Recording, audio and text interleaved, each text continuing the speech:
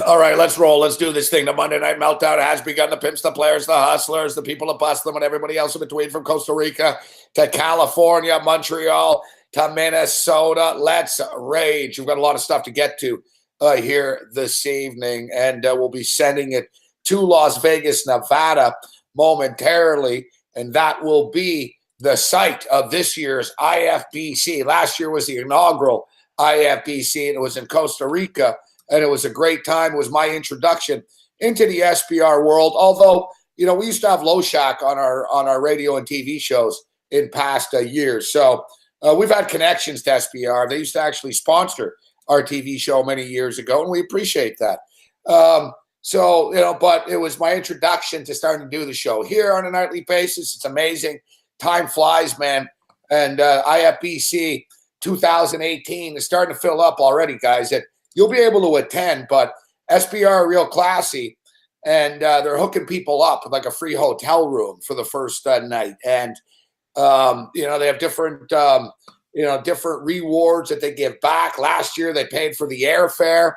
So it's open to everybody. But if you want to get on board with SBR and get the gratuities, then you better sign up fast. Registration might, you know, it's you got to go right now type of thing. We'll ask you, you know, normally I don't tell you to go somewhere else, but if you want to be joining us in Vegas, we're going to be kicking it at the Golden Nugget August 23rd through August 26th, on the verge of the start of the football season, the IFBC, with all the best cappers, analysts, speakers. It's going to be a great time. Hopefully I speak once again, and hopefully there's air conditioning at the Golden Nugget, unlike in Costa Rica when I did sweat up a motherfucking storm.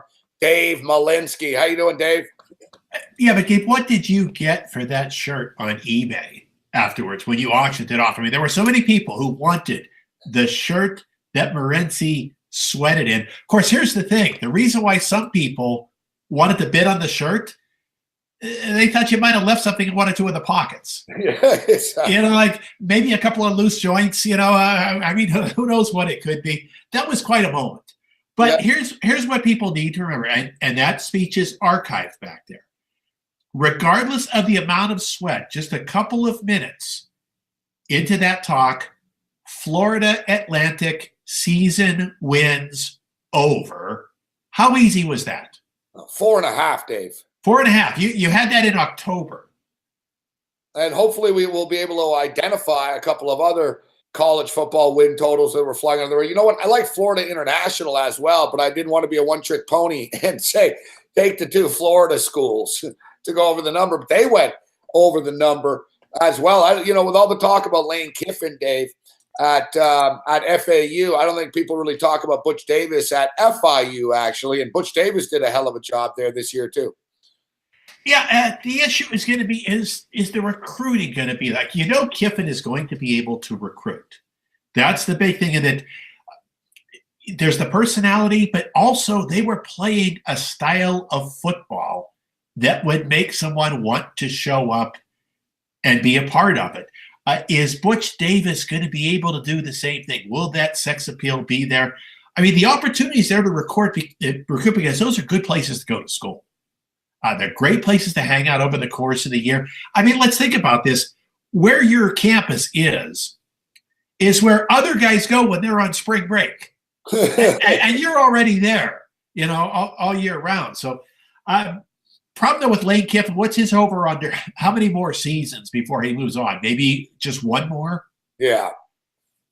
One or two, as you stated. One or two.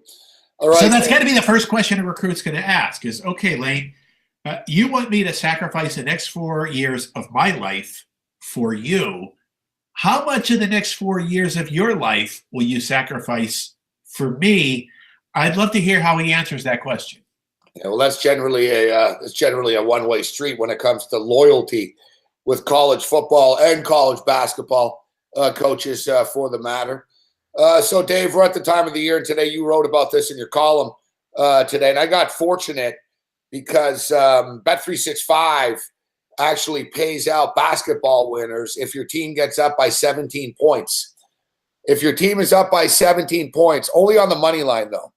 If you have the money line and your team gets up by 17, you get paid out as a winner. So I got fortunate there with the Miami Heat. But you wonder about the seeding right now in Eastern Conference with the 6, the 7, and the 8 seed teams. Do they really, does it matter to them? Do you really want to finish 6 and play against the Philadelphia 76ers? I think you'd rather play against the Boston Celtics or even my Toronto Raptors at this point in time. But at the same point in time, coaches generally don't like losing, and they're never going to be.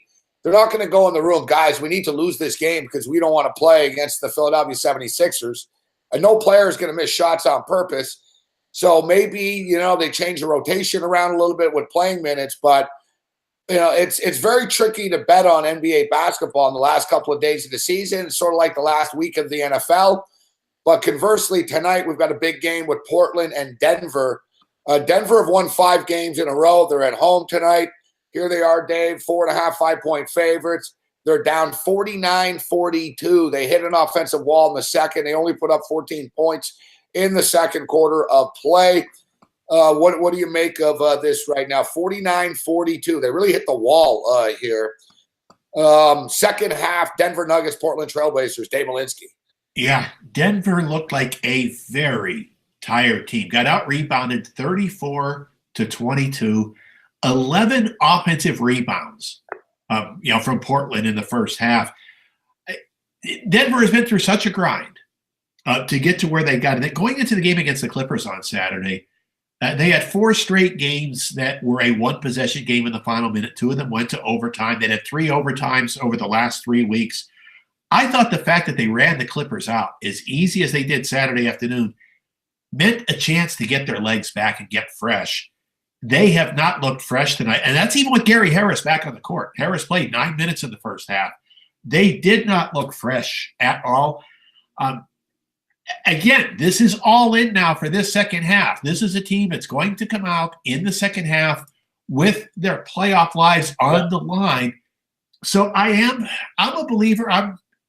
I was hoping to lay 4 at halftime. We're not going to get that. I see a 5. I'll play 5, but for a lesser amount. This will be like maybe about a third of a ticket. But I believe this team, which has really been on a knife's edge for 3 weeks, if you're used to being on the knife's edge, you keep trying to play hard. So they didn't play well in the first half. I think that there'll at least be enough energy there to get back in the game. They have shown a lot of heart, Dave. They were called out. It was a rough road trip for them. There were a lot of back-to-backs on the road to start to catch up to them. They never really play that much defense, but playing the way that they did without Gary Harris and winning the 5 games in a row like they have shown some heart. Paul Millsap has really stepped up. Jokic is a great player. Jamal Murray's been playing some good basketball with Gary Harris out. I got to believe they can dig down deep here too as well, Dave. There's more urgency for them here. And the Portland Trailblazers, they're trying to win this division. It's interesting. Damian Lillard's got kind of a little bit of his ankle's not 100%. They're playing a risky game tonight with Lillard going 100%, Dave. He's out there for 19 of the 24 minutes. McCollum 17, Aminu 18, Evan Turner 19. The guy who they did get back tonight. And a little bit about when Portland went in their slump the last couple of weeks. They lose Ed Davis and Mo Harkless. And it might not sound like a lot, but this is a team that had a nice chemistry going. And they could afford to maybe lose one or the other, not both. Well, Ed Davis is back tonight. He only played 7 minutes in the first half. Took 1 shot, didn't make it. No assists, no steals, no blocks. But you know what? In those 7 minutes, 4 rebounds. And that's what Portland had going on for so long is Nurkic, Lillard, and McCollum could take 80% of the shots. The rest of the players didn't care. They played defense and they hit the boards. Guys like Ed Davis, who don't move the needle in the betting markets, actually mattered to them. So having Davis back helped their energy. But even having said that, give me a little piece of Denver -5 small for the second half to at least go down fighting. And for the record, for people that have money on the St. Louis Cardinal and Milwaukee Brewer game, people like me, St. Louis Cardinals right now have something going. They have runners on first and second in the bottom of the 9th inning. They're trailing 4-3. There's nobody out. Molina singled to get on. little squib here. So they're playing small ball. They got runners on first and second. We'll see if they can keep this rolling. I've got the Philadelphia Phillies tonight, Dave, as well, locked up at 5 right now. See what happens here. Well, Milwaukee had a bad time to get an injury to the best guy in their bullpen. It's already cost them 1. Let's see if another game gets away from Milwaukee. And these are the games that you remember when you get into September and you're 3 or 4 games out in a playoff chase. These games that get away, I know they just sting so very much. I'm a big believer in that, Dave. I swear I'm a huge believer in that. If I was the manager, I'd be that guy. The fucking games in April and May count as much as the games in September, for fuck's sakes. That's what I'd be telling them in the clubhouse. Well, let's talk about one that took place today, and maybe you can have fun because this would set up well for a Morency type brand. Because Tampa almost lost one more game with column A, with the late lead. But here was the setting: runners at second and third, no outs, bottom of the 9th for the White Sox. They didn't score. First batter grounds out on a tough 2-strike pitch, no fault. Here comes Tim Anderson. Second and third, 1 out, bottom of the 9th, and Tampa put on a shift. They put 3 guys on the left side of the infield, only had the first baseman on the right side. Now, I understand when an inning is starting and a guy doesn't want to bunt or go the opposite way into the shift because they know I can get an extra base hit. I could start something. Here was a chance. Tim Anderson could have won the game by just going the opposite way, just countering the shift. They were at 5. So when that's happening and the hitter doesn't know, what did Anderson do on the very first pitch? He hit a weak ground ball to third. He hit the ball right into the shift. And I'm thinking, okay, this is when I would lose a little bit of patience with major leaguers. That is the one time when you actually will win the game at that moment. A little dribbler through the right side of the infield wins the game. And not only did Tim Anderson not wait a few pitches out, not try to go that way, he did one of the worst possible outcomes. Now, it's one thing for Milwaukee to be a few games out of contention in September. It'll be another when the White Sox are 15 games under 500. And to say, oh, we don't have enough talent, we're too young. No, when games get away that you have within your grasp, you've got to execute the fundamentals of the sport. And that was one of those they didn't. But that was such a big game for Column A. If Column A had blown 3 leads in 5 days, I don't know where his psyche was going to be for the rest of the season. Bases loaded right now for the St. Louis Cardinals. Nobody out. Bases loaded. St. Louis Cardinals down 4-3. And, Dave, I got what do we got here? Dear God. Real shallow center. Unfucking real. There's one out. Now you're a DP away from losing the game here, Dave. I mean, I am, not you, but motherfuck. If the base is loaded, the one thing you don't want to do is pop it out. At least, I was going to bring up, Dave, we had a fun little thing. Well, it wasn't too fun for me, but we had a Major League Baseball survivor pool. And instead of playing like single games, we played weekend series. And if you split a 4-game series, you moved on. And instead of taking the Astros, I took the Yankees because I figured, well, it's a 4-game series. All I got to do is split. I'll move on the 2. And same thing yesterday. Of all, fucking baseball, man, the way the ball bounces, Aaron Judge fucking lines one right back to the fucking pitcher. They get nothing. Stanton strikes out 1,000,000 times, and the Yankees lose the series to the Baltimore Orioles. And now you got this, Dave. They did everything right. They loaded the bases. They bunted. It was like a perfect bunt, sacrifice bunt, except they got on. And now suddenly, man, we'll see what happens here, man. But baseball is a cruel, hideous bitch goddess. Yeah, because what the Yankees hit into with the bases loaded and no outs is one of the worst possible double plays. The 1-2-5 double play where you get the force out at home plate and at third base. That is ever so rare for that to happen. It always happens when I need it. Come on, St. Louis. At least the sacrifice fucking fly, man. Strike. Motherfuck. It's 1-2. I don't know what the crowd's booing about. It's a strike. It was at the knees.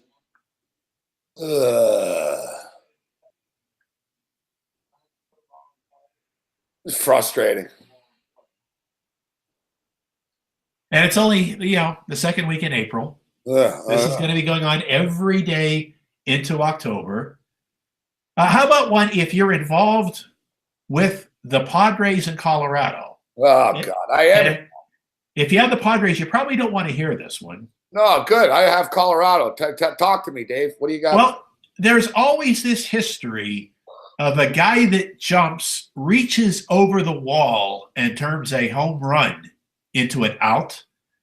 The left fielder for San Diego. Sorry, that's deep enough for a run. All right, that's deep enough. Good job, buddy. At least we're tied. Better than nothing, Dave. I'm holding on to hope here.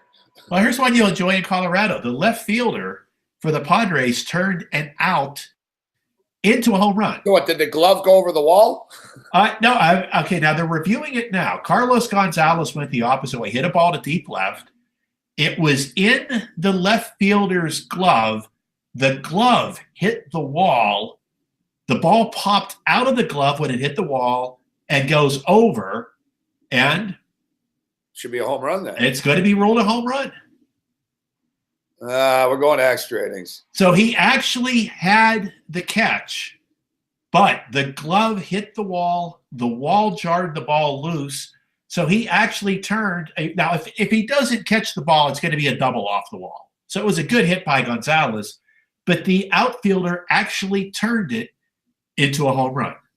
And like we said just a few minutes ago, every night until October, this is the planet that we are inhabiting. Meanwhile, some drama in the NBA also going on. Early fourth quarter, Sacramento still leading the Spurs by 1 point. Not sure they're going to be able to hold on there, but that would be one heck of a plot twist for San Antonio to give away a game as a 14-point favorite at home. Speaking of which, the NBA for gamblers, Dave, that want to hop up and in on the Pelicans and the Clippers. Let me check. I'll get the starting lineup here, which in the NBA you never have to the final moment. But NBA starting lineups. All right, here we go. Clippers: Wallace, Thornwell, Johnson, Harris, and Jordan. So Ty Wallace, the young guy, has been playing, but he's actually been playing pretty well, to be honest. Sindorius Thornwell, former South Carolina Gamecock. Johnson, Tobias Harris, and DeAndre Jordan. DeAndre Jordan's playing even though he's banged up. And you wrote about, and Dave, I knew even before I read your column today, I thought the same thing. Doc Rivers is an NBA lifer, Dave. Yes. A player, a coach. And I told people early on the radio show today, they're like, oh, the Clippers don't have anything to play for. I said, Doc Rivers has integrity for the league, man. He ain't rolling over. He knows the Pelicans are jockeying for playoff position. And another thing is, when teams, they're out of the playoffs. I think deep down they knew they weren't going to the playoffs. And like you said often, Dave, with the Clippers, even if they've made the back door, great. We're going to lose to the Rockets by 32 4 nights in a row. I don't think they're as crushed as people think they are. Lou Williams got 2 girlfriends and like $80 million. It is what it is. Oftentimes, I think a team can go and just sort of have fun, Dave, and figure, you know what, guys? All right, go and have some fun. Let's play some basketball. Let's compete. So I'm not ready to completely write them off. I'd like them better if Lou Williams was playing, but it is what it is. What do you make of this one? Yeah, keep in mind, it's not just that Lou Williams isn't going to start that. Lou Williams will not play. Austin Rivers, too. That's a one as well, Well, because here's what they're part of thinking, too. So, they want to put on a representative show tonight. And Doc Rivers was really making a statement about the rest of the NBA, because he specifically used the phrase, we need to play hard tonight to protect the integrity of the league. We don't want to just hand New Orleans a win. He said integrity of the league. But also in the back of their mind, they play the Lakers Wednesday. And if there's anything left in the tank for Austin Rivers, for Lou Williams and those guys, they'd like to go out there and beat the Lakers Wednesday. 9 minutes left. Sacramento's still hanging on outright at San Antonio. So what do you make of this game, Dave? I'm kind of I don't love it. I don't trust the Pelicans laying this type of points on the road. I just think it's too many points. They just need to win the game. They don't need to win by double digits. Well, that's the constant refrain we talk about at the end of every season in every sport. It is must win. It is not must win big. Just take care of business and win the game. I see the first nines getting out there right now. I'm not going to be involved, but if I had to play, I'd rather take 9. Keep in mind that before the Lou Williams news got out earlier today, Pinnacle had the game 5.5. So Penny's gone from 5.5 to 8.5. There are a few side joints that are at 9 right now. A couple of places in Nevada where you can pick up a 9. That shows you how far this is run. But again, New Orleans must win the game. That's all. The margin is of no consequence. But Dave, you and I are going to speak tomorrow on the radio, but this will be this. We won't speak again here until next Monday. And the NBA playoffs will already have started. Some future odds are starting to pop up right now.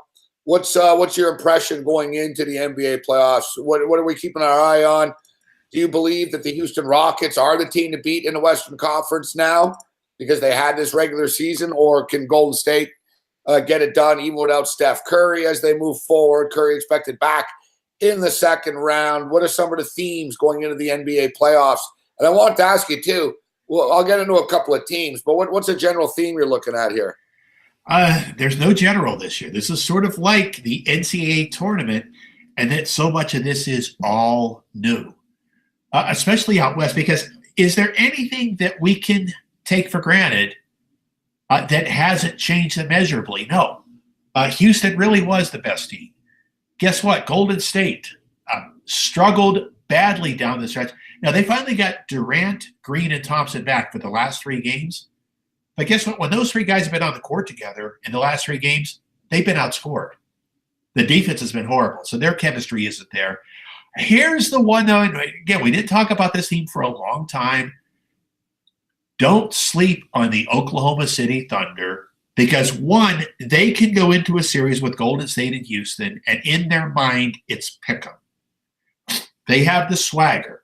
They have that fortitude. I tell you what is amazing tonight. Miami was trying.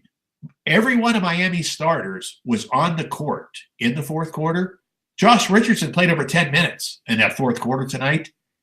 Fourth quarter scoring, Oklahoma City 39-12. Now, it would be one thing if Spoelstra tanked the game. He didn't do that. He had his guys out there. OKC went on a 39-12 run anyway in the fourth quarter. That is a team. Again, if you've got Russell Westbrook and Steven Adams, if you're Houston, you don't want to play those guys in the first round. If you're Golden State, you don't want to play those 2 guys. Yeah, Paul George and Carmelo Anthony are there. You don't worry about them. It's just if you're going to go up against Westbrook and Adams, that's a street fight. Even if you win that series, you're going to come out a little tired, a little bruised. You might have a black eye. Oklahoma City might lose in the first round to Golden State or Houston, but they can impact the rest of the playoffs if they throw enough body punches to take something out of one of those prime seeds. So that's a team nobody wants to play in. How about this, Gabe? Let's go back to January 20th. Since January 20 of this year, who's got the second best record in the NBA? It's the Utah Jazz. Utah Jazz. Who has the best record? Philadelphia? Now, Houston is 33-4. Okay, I guess the Philadelphia is 14, right? Yeah. Utah. Back with calendar. I never know what time of the year. And what is this? Is we're connecting this to when Gobert came in. So I timed it with Gobert's second game back. That's interesting. Second best record, huh? Yeah, Gobert's first game back.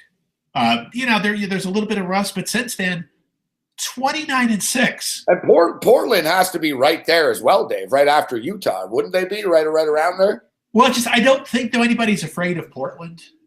If I'm Houston, I'm not afraid of Portland. If I'm Golden State, I'm not. I think there's a concern about playing Utah, in that Utah can D up and do some things that are real difficult to cope with. So as much as it looked like, let's say a month ago, that it was simply Houston or Golden State, no, their paths are a lot more difficult now. They're not going to walk away with an easy 4-0 sweep in the first round. And I'll tell you another team that, again, nobody wants to play is New Orleans. The way Holiday and Davis are playing together, they can be a little bit ornery with you. So the West is more open than we thought. The East is completely wide open at this. I mean, Toronto has been the best team from start to finish in the East. But, Gabe, where's their confidence right now? Do the Raptors have that added layer this year that they haven't had the past couple?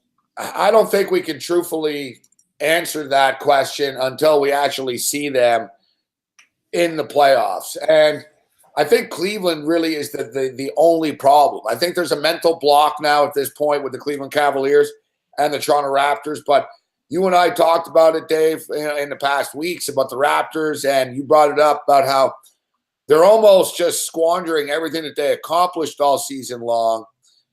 And they're going into the playoffs with the same self-doubt and the same skepticism and people skeptics of them going in. But they've got their swagger back, Dave.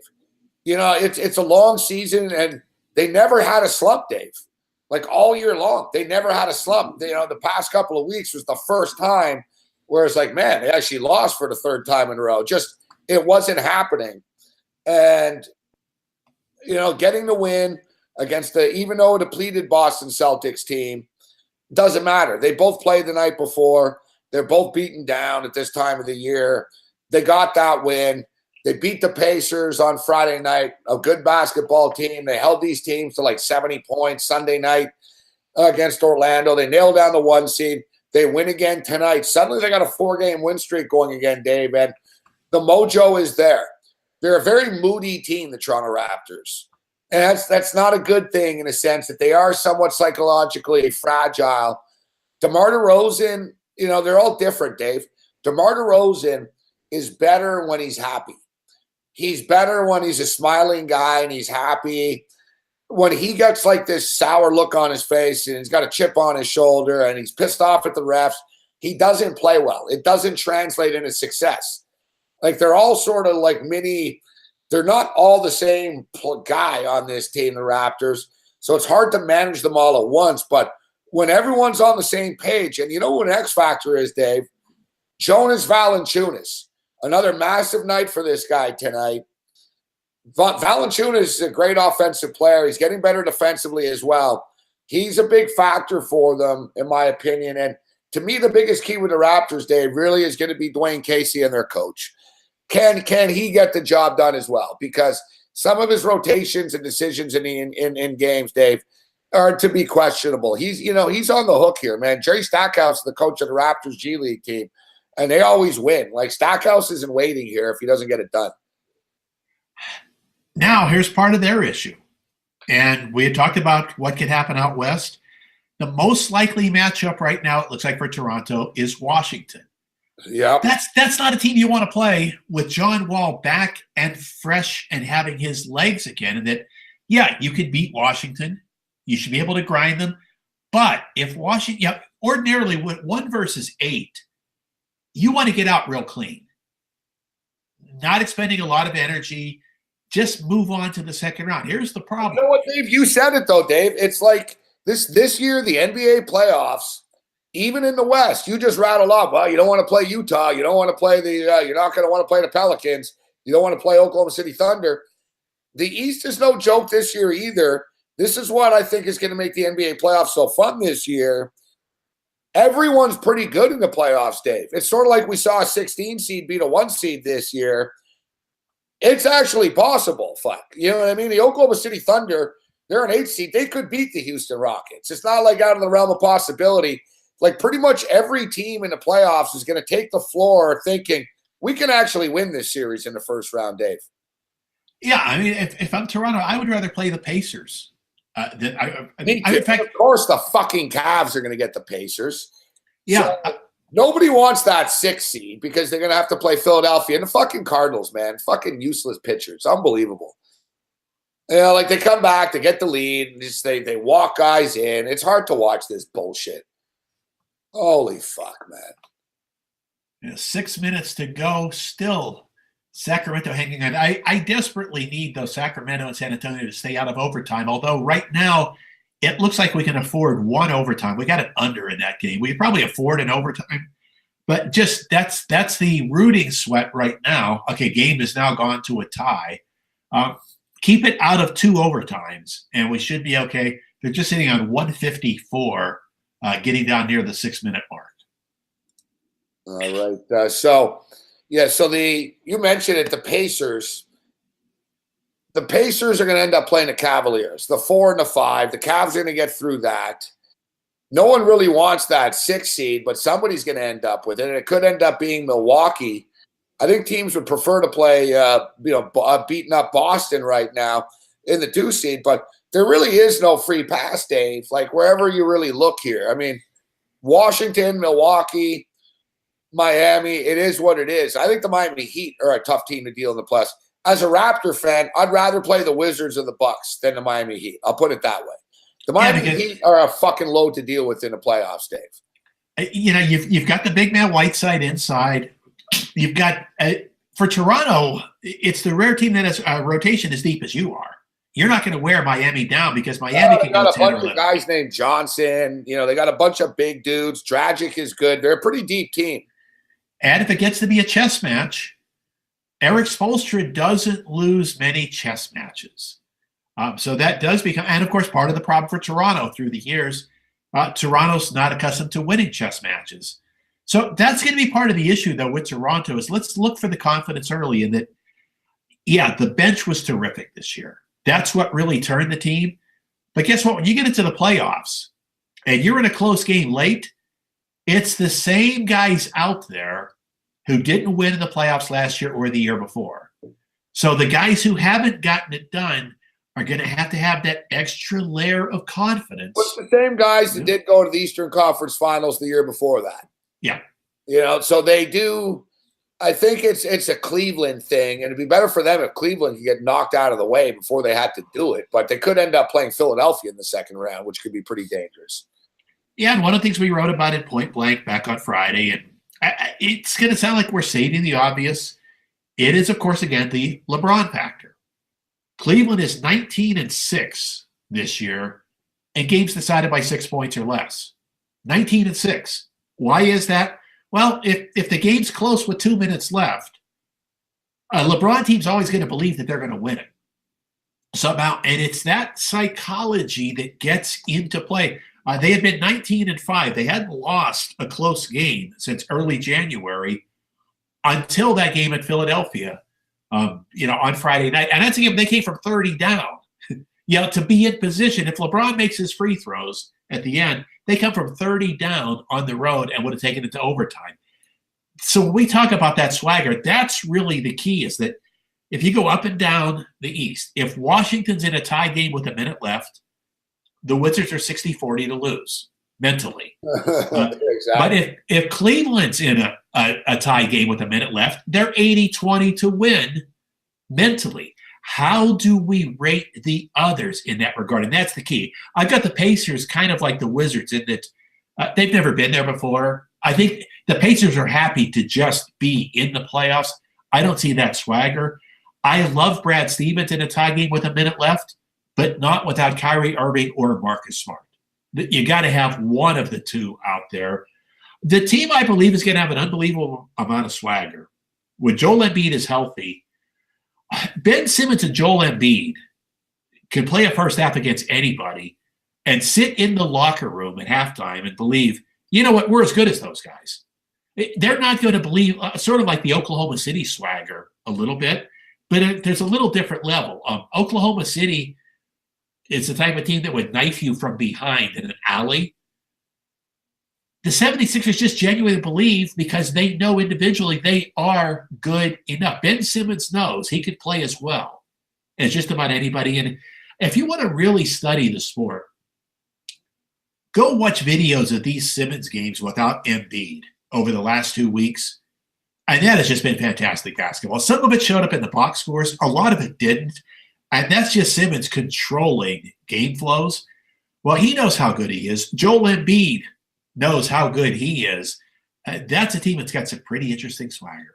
You know what? I see they're actually 25 to 1, Dave, to win the NBA championship, which means they're probably in about the 12 to 1 range, to win the East, which pretty good odds. I don't know if anyone sees any Eastern Conference odds up right now, but not bad odds for a team that really could beat anybody. They could beat the Toronto Raptors, and they could beat the Cleveland Cavaliers, as we've seen. It would be a real battle for them. And, yeah, they have a lot of swagger right now, Dave. You're right. They have a lot of confidence. I see an interesting prop here. Who will win the NBA championship? The Golden State Warriors are plus 120, and you can get every other team in the NBA at minus 163. The field is minus 163. Golden State Warriors are plus 120. Dave, does that interest you? I got to give that a little bit of thought. There's a lot of vigorish, in that. 163, 120 is the book giving itself a pretty nice little advantage. Considering if it was a regular baseball game, it would be minus 130 plus 120. But, Steve Kerr was quoted a lot the last few days. He said, I apologize, because one of his quotes was taken out of context. Kerr sounds like a guy that's a little bit worried right now because he knows his team isn't playing anywhere near their capacity. Now, what we also doesn't know, when does Stephen Curry come back and how quickly can he get back into rhythm? Yeah. But there has not been a fire on defense from Golden State in a long time. You've got to get that fire back. They are still the best team when they play to an A- level of themselves. So an A- Golden State is better than an A Houston, but can they get back to A-?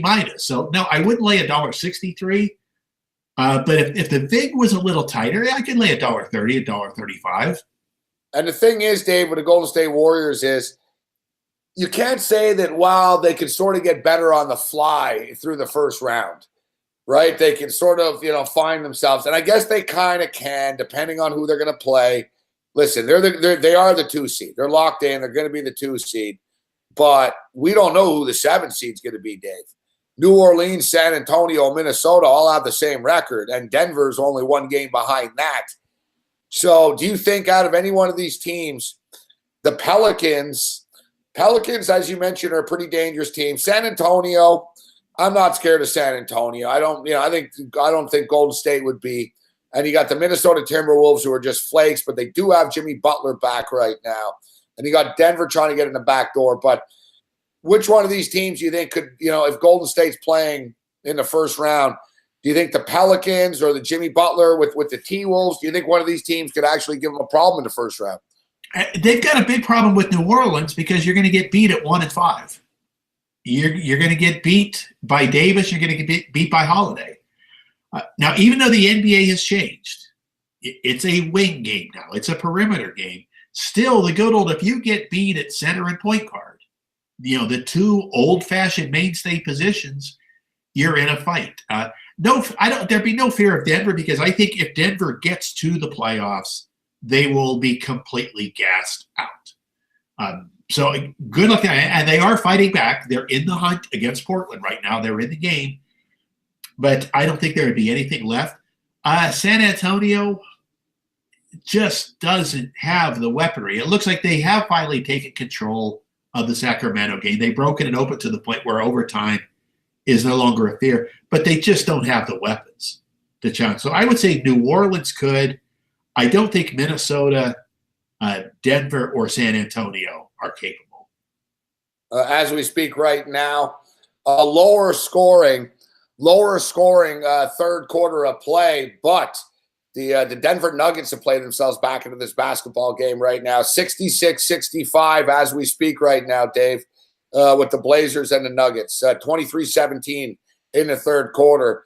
Say what you will, this Denver team, which over the years has not shown heart, really is showing something, Dave. They've dug down deep. They're battling hard. Even if they don't make it, it's, getting to 45 games. They've had a ton of injuries this year. You got to tip your cap to them. Do you think they're Minnesota with Butler back? Do you just get the feeling Denver's almost going to have to win out to get in here? And it's not going to be easy to do. It's not easy, but they are fighting. Let's give Malone a lot of credit for the chemistry his team has played with. They run some nice offense. And Jokic has just turned out to be such a dynamic player. Great offensively. He's been good on the boards. Still a defensive liability. There's only so good he's ever going to be able to be on that end of the court. But Jokic has become big time for them. I just think, though, Denver has had to expend so much energy just to get here that I don't think there would be enough left to compete. Minnesota, it didn't happen defensively. And that's one of the things. Now, Tom Thibodeau has had 2 full seasons to try to figure out a way to get Anthony Townsend and Wiggins to become better defenders. They haven't become that. So Minnesota's got a decision to make in the offseason as to whether Thibodeau is the right fit for that particular group. I'm not sure if he'll be back. At best, though, Minnesota gets knocked out in the first round. Dave Malinsky with us. Dave, the Pelicans and the Clippers have started. Pretty quick tempo. Obviously, it's only 3.5 minutes into this basketball game right now, but it seems to be a pretty free-flowing tempo here right now. It's the way that New Orleans has been able to make so much of their stuff work. That's their game. You're right. I was going to say, though, well, we didn't really talk about the total too much. What do you think about the total here in the in-game 215.5 range right now? Part of the problem with this one, and this will be one of the tougher in-runnings that we'll have to deal with, there's just no way of knowing what Doc Rivers does. If they lose contact, let's say the Pelicans get up 18 points in the second quarter, does Doc Rivers go to the bottom of his bench? Because the one issue, DeAndre Jordan's been playing through that bad ankle. If this gets away, they say, okay, DeAndre, take the rest of the night off, go lay by the pool tomorrow, come back and help us beat the Lakers on Wednesday. So this is what I won't even begin to look at the in-running. I just don't know how Doc Rivers plays it. But New Orleans has been so good in the open court because we talk about those ones and those lines. Dave, we got to be here for the next couple hours after you leave, right? I got to talk about something. That's right. You have to. Over 218.5. No, I could selfishly go have a cocktail, get a good night's sleep. Because you got to remember that Tuesday is the day where my appearance on VSiN is actually at 5 a.m. Pacific time. I do 5:30 slots Monday, Wednesday, Thursday, and Friday. On Tuesdays, I got to do a 5 a.m.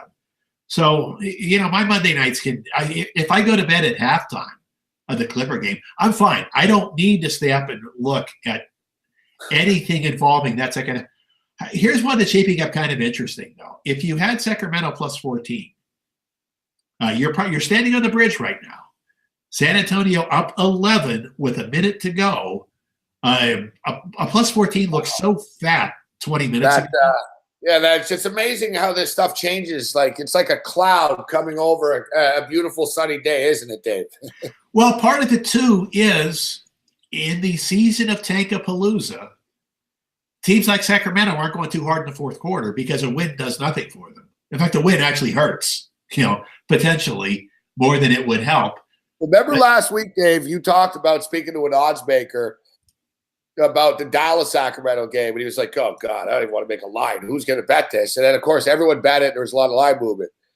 So today on the radio show, we were talking about, Joel Osteen came up and Mega Pastors came out. It was because of Ray Lewis. We were talking about Mega Pastors and how much money they made. It was pretty crazy, man. Like Creflo Dollar, which sounds like fucking $150 million a year he takes in and shit. But so everyone we were talking to, like Cam and Tony Sincata, they're like, I can't believe people would be so stupid to give their money to a church, and it's the biggest scam, and it's a big ripoff. And I said to them, coming from the guys that just fucking said minutes ago that the Sacramento Kings could be worth a look. It's like, I don't know what's worse, Dave, betting on the Sacramento Kings or donating money to the church. I told Cam, you would have been better off giving money to the church, fuck. What's been known for a long, long, long time by people in those industries that collect that money is there are a lot of people who just want simplicity. Yep, they want the comfort that there are simple answers out there somewhere because it's an easier way to live. And those people become very, very, by the way, it does go final San Antonio by 13. Ooh, so Sacramento King bettors cash it. Let me throw this one at you, Gabe, because you talked about that Dallas game from the other day. Absolutely impossible game for the odds makers to send out today. Chicago and Brooklyn. Two dead teams going nowhere. And guess what? Side and total both would have you on the edge of your seat to the buzzer. Brooklyn closes 6.5 or 7, wins by 9. Total closes 218.5. It falls 219. So a completely dead meat. And this is one where you want to talk to Adam Silver and say, you know what? This is what betting does for your sport. Here's a dead game that nobody anywhere would care about. And yet look at the interest you could generate. People would have been ribbed because there's an opportunity to get out there and bet. And no matter which side you bet, you had a chance to the end. So they did a pretty good job there. But yeah, San Antonio falls 98-85, 98-85. Got to be a bit of a sweat for the plus 14 at the end. Dave, I hate fucking betting on unders in baseball, but I did tonight for some reason on the Royals and the Mariners. And I'm kind of dumb because this Junis guy is actually he's something to keep your eye on, Dave. And look, 2-hitter tonight, Junis, they're up 10-0, but fucking Royals scored 10-0. So in theory, my pick was good. I should have just bet on the stupid Royals.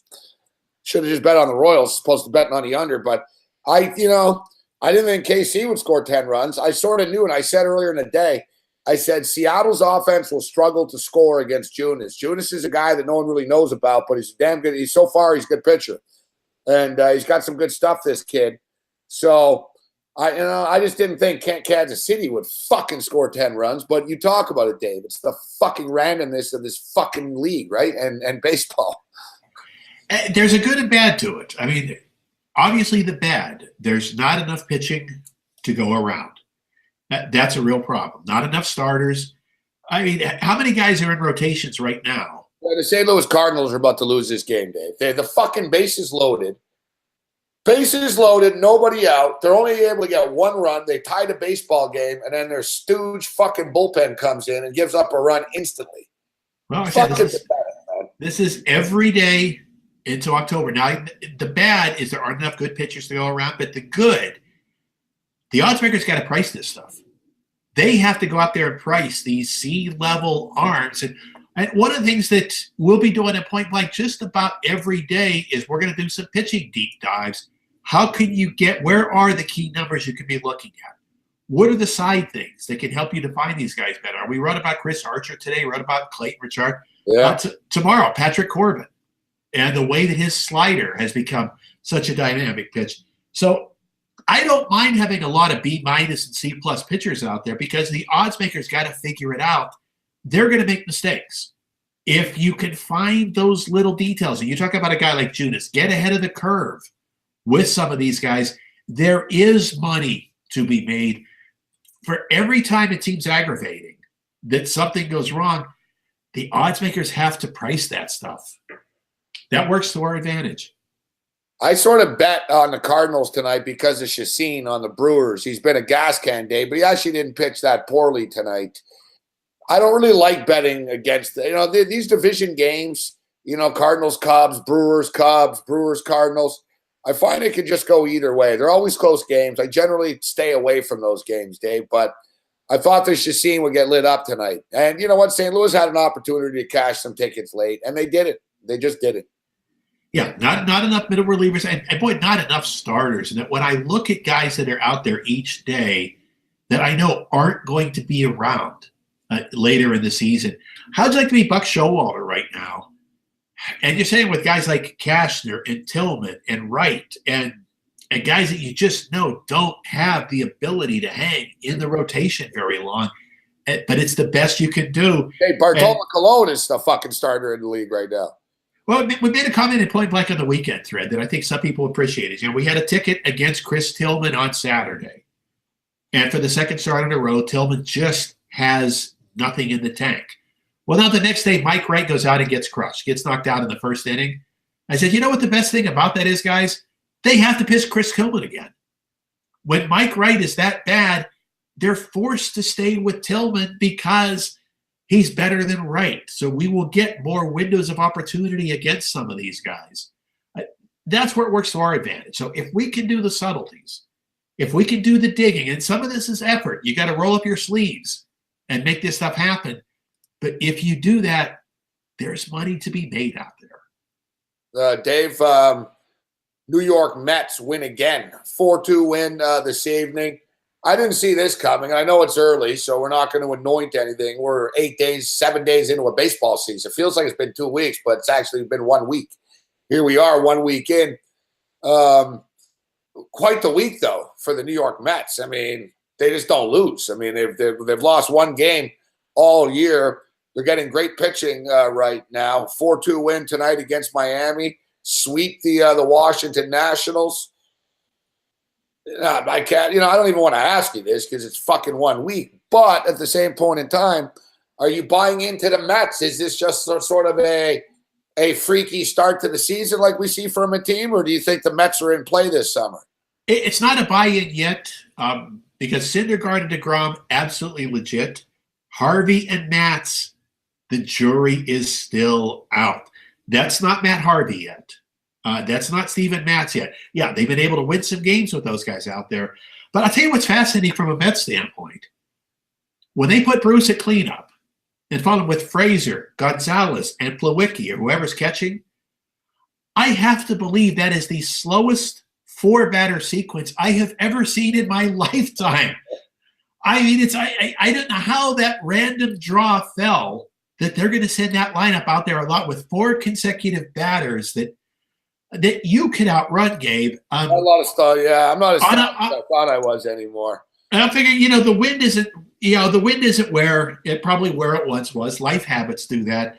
But can you get away with it? Can you get away with having guys that slow bunched together in a major league lineup? I mean, let's say if you've got Bruce, Frazier, and Gonzalez, those 3 guys in a row, you can get 3 singles, and it's just the bases loaded. That's all you get out of it. You still have to get them around somehow because there just isn't enough base running ability there. Denver now goes to the lead with 8 minutes left against Portland. Gives a halftime ticket a pretty good chance to hold up, but the Nuggets gutting it out. 73-71. Interesting. All right, Dave. So speaking of gotta get out, before we let you get out here, playoff fever. Catch it. First season for Las Vegas Golden Knights. And here they are in the National Hockey League playoffs. And I got to tell you what, Dave, that was not something that I would have thought to be true. And I've been watching the National Hockey League for, about 40. I remember since 75, 76, my first hockey memory, 74 type of stuff. They're the best expansion team in any sport ever. They shattered every record, a success at the box office, much better than anybody in Vegas thought, I'm sure it would have went. Now, the real challenge will be in a couple of years when the Raiders get there, but because, it's kind of abnormal, Dave, what happened this year. Most of their guys aren't under contract. They're playing with a chip on their shoulder. They were left on the expansion draft. They all played well, etc. So, there'll be some tougher times for the Vegas hockey team moving forward. But what's the feeling in the city about the Golden Knights going into the playoffs? It's going to be a tough read down the line. One is we love what they did this year because they actually went in with a plan. It's not let's just get the best players we can get and hope it works out. They went in with a plan. So there was some design in there. But you've lived here for a while. Vegas is a front-runners town. I mean, the UNLV Rebels in their conference games this year probably averaged less than half capacity at the Thomas and Mack Center. So, there's a big buzz right now, but Vegas doesn't have a good attention span. Part of it is, and it's not the fault of people who live here, part of it is there's so much to do out here at any given time that going to see a hockey team more than a handful of times per year might not be what a lot of people want to put on their agenda. So you're fighting for a lot of things here. I said, even the Raiders are going to be interesting because the worst place to be on an NFL Sunday is at a game. Yeah, you can be home watching all of the games, all of the replays, all of the various things going on. I can't imagine the tickets to Raider games are going to be very affordable either, Dave. They're going to fucking gouge everybody. They're going to have to. And that part of it is we talked about the fact that we're putting up $750 million. I say we because, it's coming out of my pocket too. They're saying it's a tax on tourists. I paid for that too with my fucking $38 a night resort fee at Circus Circus, Dave. Yeah, they're saying that, no, tourists are paying it, not the locals. No, tourists are paying it because since all that money is only going to the Raiders, our taxes on schools and other things are going to have to cover a lot more. But not only is there that 750, but the Raiders are on the hook for a $600 million loan themselves. And I still, to this day, don't know how the Raiders got who co-signed for the Raiders, because the Raider franchise on its own wasn't going to qualify for that. So I don't know how that went through. So there's a lot of money that's got to be made up. So I know one of the things right off the bat, though, we're going to see how astronomical the number is going to be: seat licenses. So when the original lottery for season tickets gets out there, these will probably be the most expensive seat licenses in the history of professional sports. And what the seat Rams, Dave, the Rams in their fancy new stadium, they plan on opening $100,000 for the seat license a year. Yeah, I think Vegas or the Raiders could possibly go higher, and that the casino industry has to buy so many. You simply have to. If you're MGM, you can't not do it and let Caesars go out and buy a big block. You're forced. Boy, they're going to buy like 10,000 tickets. So they know right off the bat that there's no upper price that the casino industry will not will balk at. So Dave, I used to be in my younger days in Montreal, I used to be a scalper on the street, a ticket broker, right? And that's the whole dirty secret about the industry. People used to always wonder, how the fuck do these guys always know the night before a show? Like, we used to know before the radio, like, in old days in the radio, we have a major concert announcement tonight on the drive show at 7:00. And they'd announce, Ozzy Osbourne coming, tickets go on sale tomorrow morning, except we'd already be outside the arena and we'd know already. And I was just a kid. So I asked the guy, I asked the head dude at the time, I said, how the fuck do you always know, man, ahead of time? And he goes, the promoter. He told me point blank. And it was a big time promoter too. The actual promoter, the arena, Dave.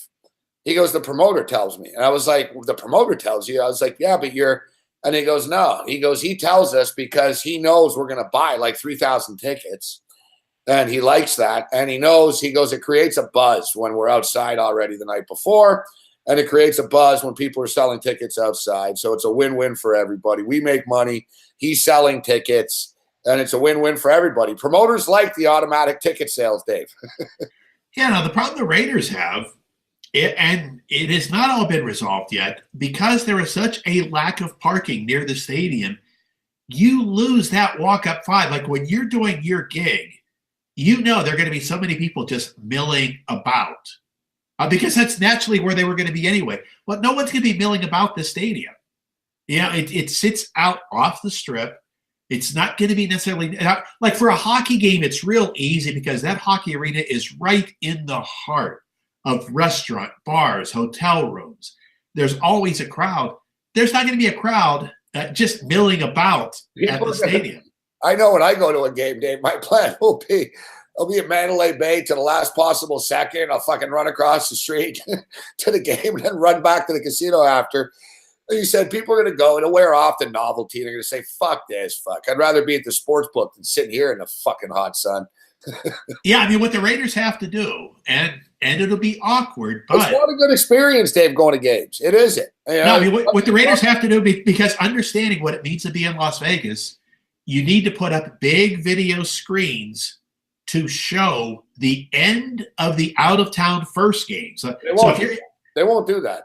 Well, they may have to, though. They may have, if they're going to understand their crowd, if they want people to come early, if they want to have a game day experience. Because you know what? If you could sit in your seat and watch the early games, and you'd show up at halftime of the early games and sit there and watch them end. But if you don't do that, Vegas is going to be a tough audience. How about this too, Dave? I'm sure Vegas and the city, they haven't talked about this publicly, but I'm sure they don't want this to turn into, they want to, like you said, they're going to be charging Rams type of money. They're going to be going for, they're going to get greedy on this. I'm sure they want to keep sort of the gangster Raider fan away from this, don't they? I mean, do they really want to turn like this into fucking North Vegas and psychotic shit where people are getting killed in the parking lot outside of Raider games? Well, at least you won't have the parking lot. So they'd actually have to kill people. They'd have to kill them in the stadium. It's a good start. You know, I don't think they particularly care at this point. It's just wherever the money. But here's the thing: is that typical Raider fan, that lifeblood of that franchise for so long, that guy can't get tickets. Yeah, that's the problem. Is the type of fans that the Raiders attracted. Those fans are going to have a tough time affording what it's going to cost here. Dave Malinsky. All right, Dave. So we'll get you out of here. Just for the record, though, we'll talk some hockey on the other side when we let Dave go, and we'll track this Pelicans and Clippers game. But it worked out nicely, Dave, that the Vegas Golden Knights are playing the Los Angeles Kings. A natural rivalry is now born right out of the gate. If you're the NHL, you fell ass backwards into this. This was their dream. You know, they want to have a rivalry with the Coyotes and the Ducks, etc. as well, but the Coyotes aren't very good. The Ducks, there is a rivalry with Vegas. The players don't like each other. Like, they've been pretty competitive, nasty games when they play against each other. But Las Vegas, LA, it's just a natural rivalry right now. And they get it right out of the gate. And I tell you what, I think the LA Kings are a live dog in this series, Dave. It's interesting. As dominant as Vegas was, Dave, in the regular season, they're only a minus 130 series price. A lot of people in the hockey world think the reality is going to catch up to Vegas now. It's different. The hockey's different, Dave. Vegas are a bunch of smaller guys that fly around. They play a quick type of style. You know, I don't know the equivalent of sort of like in football. They pass the ball a lot, but now shit gets real. Like, they're smaller dudes. And in the NHL playoffs, Dave, shit gets physical. Like, the LA Kings are a big team. They're big dudes. They've been here before. And they're going to mash these little guys in Vegas. And it's a war of attrition, man. You play every 48 hours, Dave, 7 games. You know, Vegas not getting through the second round. I'm not even sure they get through this round, but I don't think they get past the second round. You know, what's funny about it is you could almost scalp right now. Pinnacle is down to 126 for the series. 2 shops down the street from where you could take plus 125. So it's almost, and you know, 20 years ago, you could generate a lot of money just off of scalping and middling. Now it's so very hard because the numbers get anchored. This is one where you might be able to scalp out a couple of pennies before they drop the puck for the first game. It's a good point. And I'll tell you what, Dave, hockey prices aren't as sharp as it's not football or basketball. It's not as bet, right? Different books have different numbers, a lot of offshore books. Like, it's mostly Canadians that are betting on hockey. So certain sports books that have a lot of Canadian customers have different lines than other places will. Dave Malinsky with us. We're going to speak to him tomorrow on the Fantasy Sports Radio Network. Dave, it's always a pleasure, sir. We encourage people to read Dave's column in the morning. It's on the front page of sportsbookreview.com. It's always a pleasure, Dave. Thanks, Gabe. I'll talk to you tomorrow morning. Dave Malinsky. Great stuff with the professor. It's playoff week. It's playoff week.